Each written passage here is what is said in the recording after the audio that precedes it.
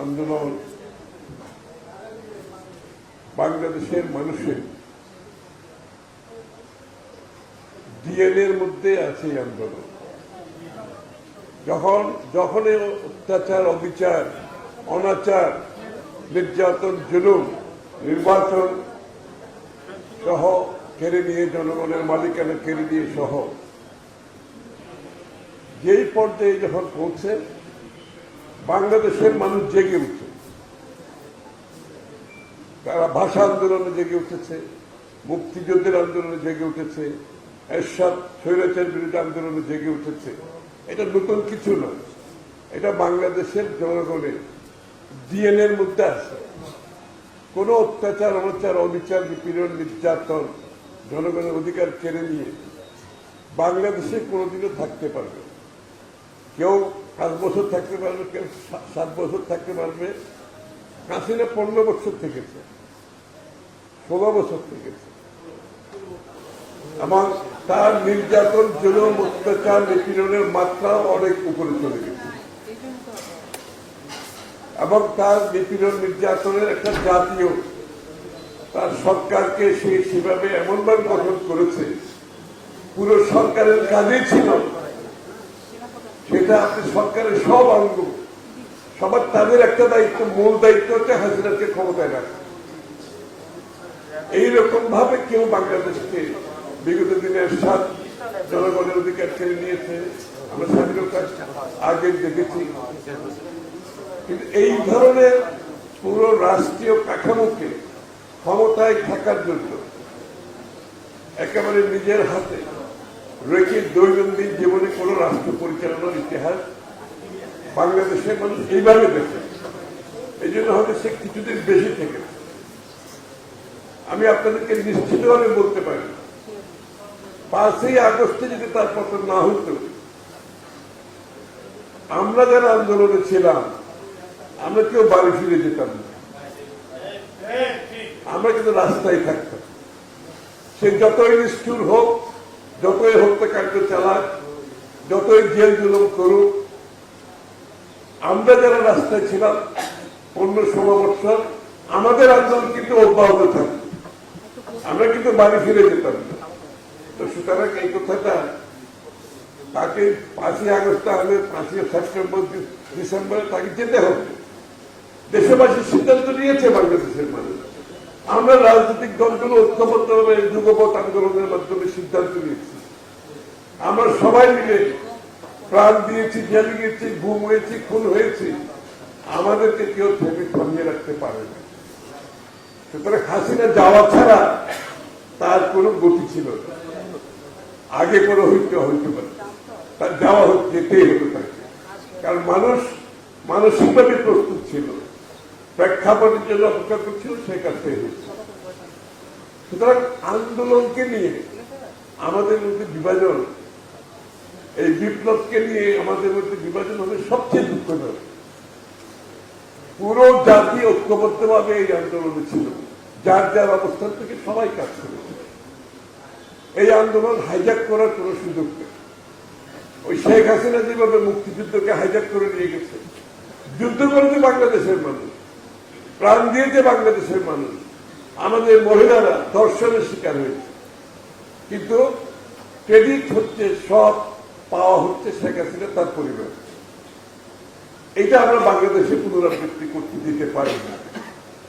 সবার প্রতি সম্মান রেখে, সকলের অবদানকে স্বীকার করে এই আন্দোলনের সাথে যারা জড়িত ছিল, আমরা সকলের প্রতি সেই সম্মান দেখাতে পারি।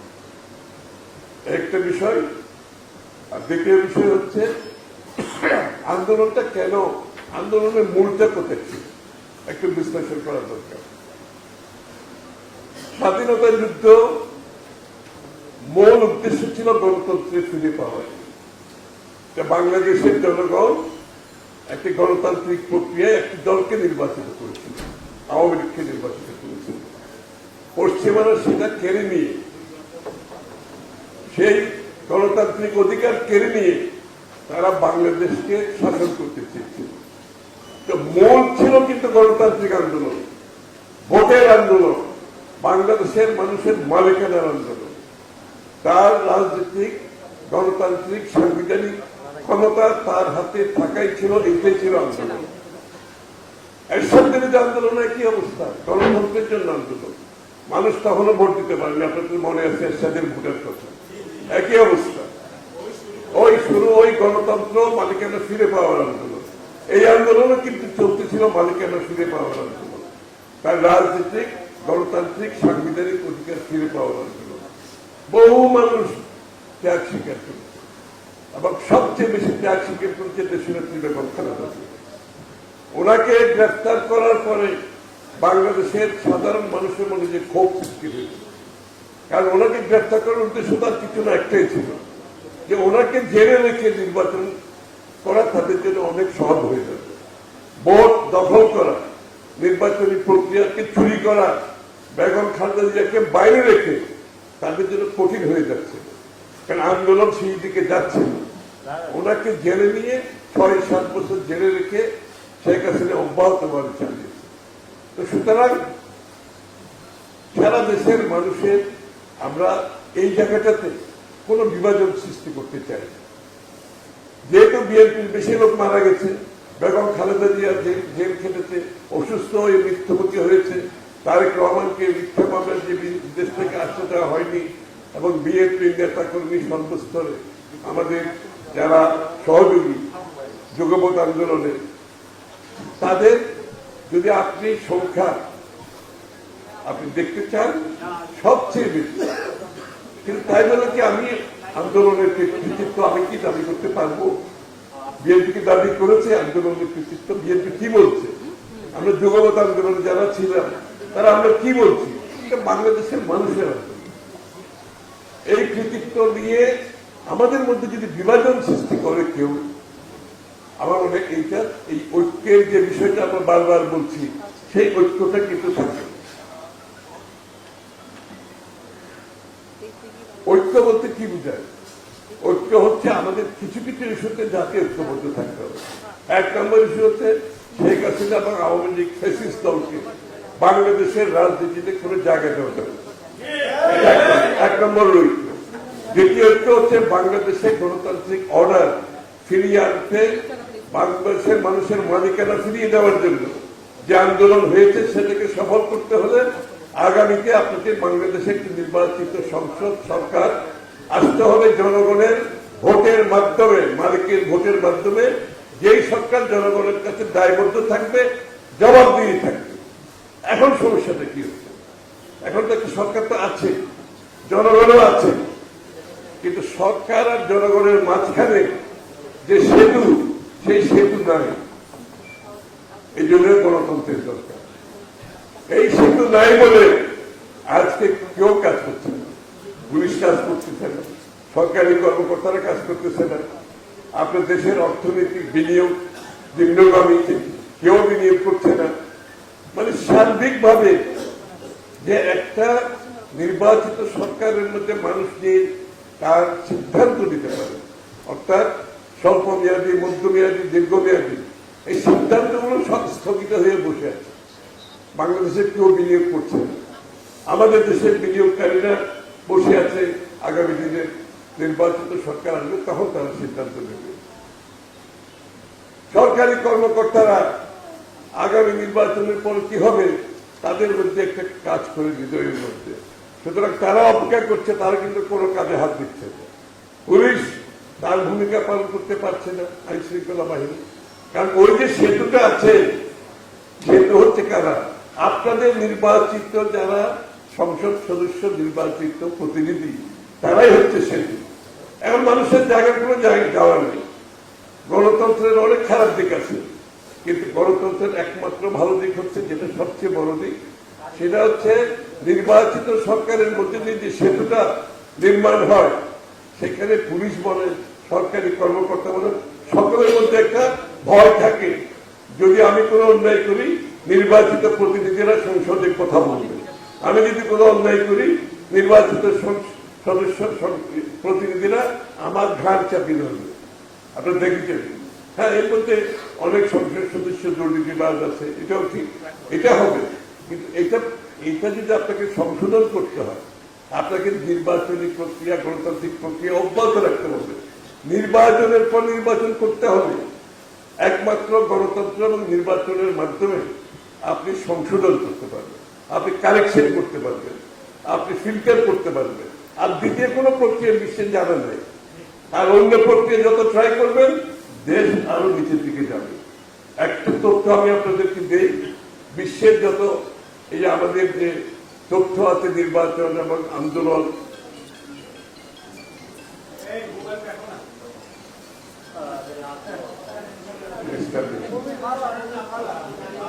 আপনার বিশ্ব যে সমস্ত দেশে, আপনারা কি ওদিকে যান, অসুবিধা হচ্ছে বক্তব্যের মাঝখানে। আমরা যদি বিশ্বের যে তথ্যগুলো একটু বিশ্লেষণ করি, যতগুলো দেশের বিপ্লবের মাধ্যমে পরিবর্তন হয়েছে, যেই দেশগুলো যত তাড়াতাড়ি গণতান্ত্রিক অর্ডারে ফিরে যেতে পেরেছে, সেই দেশগুলো ভালোভাবে চলছে, গণতন্ত্র চলছে।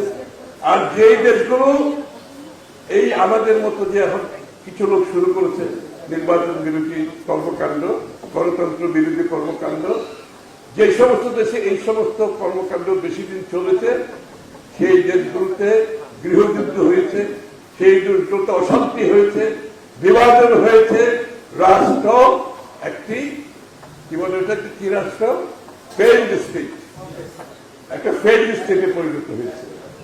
এটা আপনি খালি বিশ্বের আপনি দেখবেন এই বিপ্লবের সাথে জড়িত যে দেশগুলো যত দ্রুত গণতন্ত্র ফিরে যেতে পেরেছে, সেই দেশগুলো ভালো করছে, গণতান্ত্রিক ভাবে ভালো করছে, অর্থনৈতিক ভাবে ভালো করছে, সামাজিক ভাবে ভালো করছে। আর যে দেশগুলো এই গরিমসির মাধ্যমে বিলম্বিত করেছে, সেই দেশগুলোতে গৃহযুদ্ধ চলছে, বিভাজন চলছে, সমাজে বিভাজন, রাষ্ট্রীয় বিভাজন, সেই দেশগুলো আর এগোতে পারে না। অর্থাৎ বিপ্লব ফেল করেছে। আমরা কি বিপ্লব ফেল করতে চাই? চাইলে তো আপনি যাদের জন্য যুদ্ধ করলাম, যাদের মালিকেরা নিয়ে এতদিন কথা বললাম, তাদের মালিকেরা দিতে এত কষ্টের কি আছে? আমি আগে একটা কথা বলেছি, যারা নির্বাচনকে ভয় পান, তো তারা রাজনৈতিক দল করার কোনো দরকার নেই, আসলে কোনো দরকার করবে। আপনি প্রশাসন হিসেবে কাজ করেন, আপনি এনজিও হিসেবেও কাজ করতে পারেন। আপনাকে রাজনৈতিক দল বলবেন, আবার নির্বাচনে যাবেন না, জনগণের ভোটাধিকারকে আপনি বাধাগ্রস্ত করবেন, গণতান্ত্রিক প্রক্রিয়াকে আপনি বাধাগ্রস্ত করবেন, এটা তো গ্রহণযোগ্য হতে পারে না। এটা যত তাড়াতাড়ি অনুধাবন করবো আমরা সবাই, বাংলাদেশ সামনের দিকে এগিয়ে যাবে। আর যদি এটাকে বিলম্বিত করে ওই জায়গায় নিয়ে যায়, যে সমস্ত দেশে আমি বলেছি গৃহযুদ্ধ হয়েছে, সমাজে বিভাজন হয়েছে, অর্থনীতি ভেঙে পড়েছে, ব্যর্থ রাষ্ট্রে পরিণত হয়েছে, সেদিকে তো আমরা যেতে চাচ্ছি না। সেখান থেকে তো মুক্তির জন্য আমাদের এই আন্দোলন, এত ত্যাগ, এত মানুষের জীবন দিয়েছি আমরা সবাই। এতদিন আমরা জেল খেটেছি, বারবার জেলে গেছি, কি জন্য? বিভক্তি সৃষ্টি করার জন্য, ঐক্যের মধ্যে। সুতরাং 2-3টে জায়গায় আমাদের জাতীয় ঐক্যমত থাকবে, আবার অনেক জায়গায় ঐক্যমত হবে না। আমরা তো বিভিন্ন দল এখানে, আমাদের সকলের দর্শন তো একটা, সকলের চিন্তা ভাবনা তো এক হতে পারে না, উদ্দেশ্য তো এক হতে পারে না। এই জন্য তো আলাদা আলাদা দল হয়েছে। তো যখন অনেকে ঐক্যের কথা বলে, তারা এটা ভাবে না যে জাতীয় স্বার্থে যে কোনো বিষয়ে আমাদের ঐক্য থাকতে হবে। কিন্তু বিভিন্ন দলের দর্শন, ভাবনা, চিন্তা, নির্বাচনকে নিয়ে দেশ কিভাবে চলবে, অধিকার কিভাবে, তাদের থাকবে এটা। এই বিভেদ না থাকলে তো রাজনীতি হবে না, গণতন্ত্র হবে না। বাংলাদেশের মানুষের তো একটা চয়েস থাকতে হবে। আমরা তো এখানে একদলীয় শাসন বাকশাল করতে বসিনি, আবার আগের মতো শেখ হাসিনার বাপের মতো আমরা তো বাকশাল করতে যাচ্ছি। আমরা সকলকে, সকলের অধিকার, কথা বলার, রাজনীতি করার অধিকার দিয়েই তো গণতন্ত্র করতে চাচ্ছি। এই যে আমরা এখানে বিভিন্ন দলে বসে আসছি, এটা তো একটা গণতান্ত্রিক উত্তরণ, একটা ভালো দিক। এবং আমরা এই জন্য বারবার বলছি, রাজনৈতিক সংস্কৃতি পরিবর্তন না করলে শত সংস্কার দিয়ে আপনার কোনো লাভ হবে। আমরা একে অপরের প্রতি সহনশীল থাকতে হবে। আরেকজনের বক্তব্য আমার পছন্দ না হলেও আমি দ্বিমত পোষণ করে তাকে সম্মান জানাতে হবে তো আমাকে, তাই না? এই কালচারটা আসতে হবে, নাহলে গণতন্ত্র কাজ করবে না। এই যে সাংঘর্ষিক রাজনীতি থেকে বেরিয়ে এসে সহনশীল রাজনীতিতে যেতে হবে। একে অপরের প্রতি শ্রদ্ধাবোধ থাকতে হবে। দ্বিমত তো থাকবে, দ্বিমত থাকা মানে কোন নামে শত্রু হতে পারে না। ও আমার প্রতিপক্ষ আমি ভাবি না। আমি মনে করি রাজনৈতিক ভিন্নতা থাকবে, এই কালচার আমাদেরকে আনতে হবে বাংলাদেশে। আমি নিশ্চিত আমাদের পক্ষ থেকে আমি একটা কথা আমি সবসময় প্রত্যেকদিন বলি, মানুষের মধ্যে এটা শুনতে শুনতে আমার খুব বিরক্তি হয়ে যাচ্ছে যে শেখ হাসিনা পালিয়ে যাওয়ার পরে বাংলাদেশের মানুষের মনোজগতে যে পরিবর্তন হয়েছে, যারা বাংলাদেশের মানুষের আকাঙ্ক্ষা বুঝতে পারছে না, আগামী দিনে তাদের যে ভাবনা চিন্তা করতে পারছে না, সেই সমস্ত দলের কোন রাজনৈতিক ভবিষ্যৎ নাই, সেই সমস্ত ব্যক্তিরও কোন রাজনৈতিক ভবিষ্যৎ নেই। মানুষ যে তাদের মনোজগতের পরিবর্তন ধারণ করতে হবে, আমাদেরকে ধারণ করে পরিবর্তন করতে হবে। সেই পরিবর্তন আনতে হবে জনগণকে সাথে নিয়ে। আমরা 10 জন লোক ঢাকা শহরে বসে একটা টেবিলে বসে বাংলাদেশের আগামী বাংলাদেশের সিদ্ধান্ত দেওয়ার মালিক আমরা তো না, আমাদেরকে কিছু দায়িত্ব দেয় না। আমাকে জনগণের মাধ্যমে, গণতন্ত্রের মাধ্যমে, তাদের সম্মতির মাধ্যমে পরিবর্তন আনতে হবে, তাহলে সেটা ট্যাক্সই হবে। আর আমরা 5 জন মিলে ঢাকা শহরে আমি মনে করতেছি এগুলো পরিবর্তন দরকার, এগুলো না হলে বাংলাদেশ ধ্বংস হয়ে যাবে, তাহলে তো আবার অগণতান্ত্রিক আচরণের একটা লক্ষণ দেখতে পাচ্ছি। আপনি গণতন্ত্রের কথা বলছেন, বলে আমারটা না হলে তো আমি মানব না, সে কি গণতান্ত্রিক হতে পারে? তাহলে যতটুকু আমরা ঐক্যমত হবো ততটুকু হবো, আর যেটা হবো না আমরা জনগণের কাছে যাব। আমাদের প্রত্যেক দলের অধিকার আছে, তাদের ম্যান্ডেট জনগণ থেকে নিয়ে আসবে, এটাই তো গণতন্ত্র। কিন্তু আমার কথা না শুনলে, আমি যেটা চাচ্ছি এটা না শুনলে, তাহলে কিন্তু আমরা মানব না, নির্বাচন করবো না, নির্বাচনে যাবো না। অগণতান্ত্রিক আচরণ, আমি রিপিট করতেছি, অগণতান্ত্রিক আচরণ। গণতন্ত্রের কথা বলে গণতন্ত্রকে ধ্বংস করা, এটা একটা ভালো প্রক্রিয়া। শেখ হাসিনার অবস্থা ছিল ফিরে গেলাম লাভ কি? ও যা বলতো তাই আমাদের মানতে হতো, আমাদের তো কোনো অধিকার ছিল না। ভিন্নভাবে আমরা কথাগুলো কোনোদিন এগুলো কেউ রেজিস্টার করতে পারে না। সুতরাং আমাদেরকে আগামী দিনে আমাদের মধ্যে এই জিনিসগুলো যদি আমরা পরিবর্তন করতে পারি এবং আগামী বাংলাদেশে আমরা একটা নতুন অধ্যায় সত্যিকার অর্থে সৃষ্টি করতে পারি। এইবার যদি আমরা করতে না পারি, এই পরিবর্তনের মাধ্যমে দেশের মানুষের ভাগ্য উন্নয়ন করতে না পারি, তাহলে বাংলাদেশ, যে কথাটা একটু আগে বললাম, আমাদের কারণে, আমাদের দ্বিধাদ্বন্দ্বের কারণে খুব একটা খারাপ দিকে যাবে। এটা কারোর জন্য ভালো হবে। সবাইকে ধন্যবাদ।